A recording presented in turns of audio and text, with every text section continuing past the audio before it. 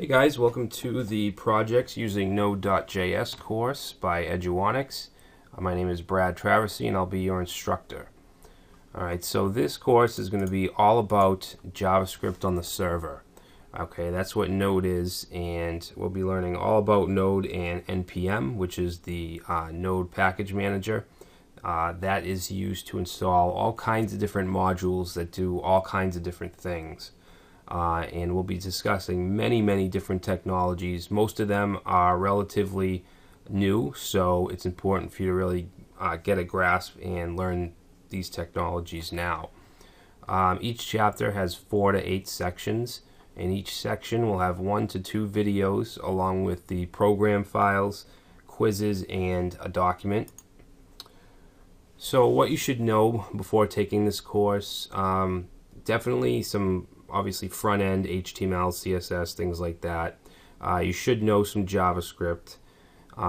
Programming fundamentals like if statements, loops, variables, things like that, really going to help you.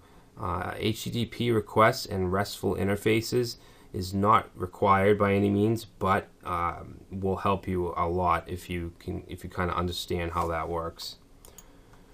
Technology and concepts, I couldn't fit them all on the page. There's just so many. We're going to be dealing with a lot of front-end frameworks like Bootstrap, Kickstart, Foundation, obviously Node.js and NPM, NoSQL databases, especially MongoDB, which is a really scalable NoSQL database. We'll also be looking at a column database called Apache Cassandra in one of the projects. We're going to be dealing with different database ORMs like Mongoose and Monk. These are basically node modules that allow us to interact with the database. We'll be dealing with the Express framework in most of our projects.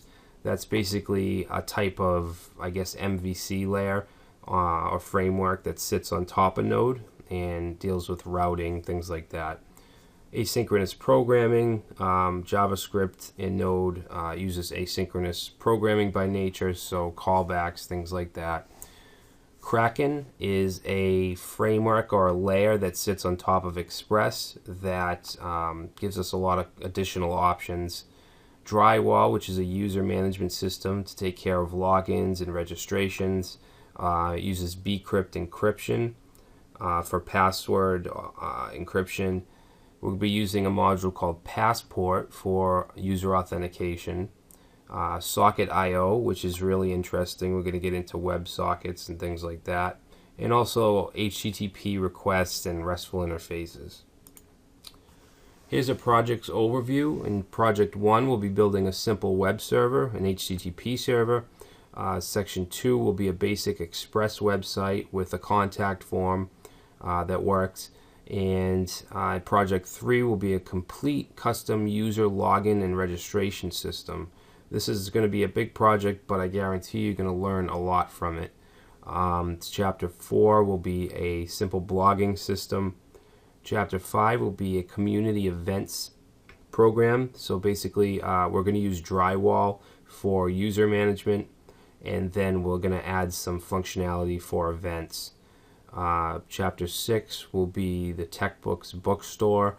That'll use Kraken and Express, and we'll also integrate PayPal a little bit.